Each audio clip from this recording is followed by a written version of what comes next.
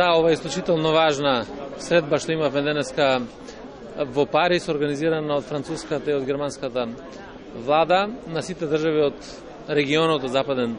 Балкан, на која што конференција разговараме околу пролиферацијата на малото и лесното оружје, имајќи во предвид дека криминалот на глобално ниво, трговијата со оружје, сето тоа поврзано со тероризмот е како еден од најголемите предизвици. Ние мораме да започнеме енергична борба, заемна борба против ваквите, би рекол, предизвици кои што стојат пред нас. И токму оваа конференција која што ќе проложи и понатаму беше да се договориме како заеднички да имаме пристап. Затоа се договараме да имаме заеднички информационен систем за размена на информации,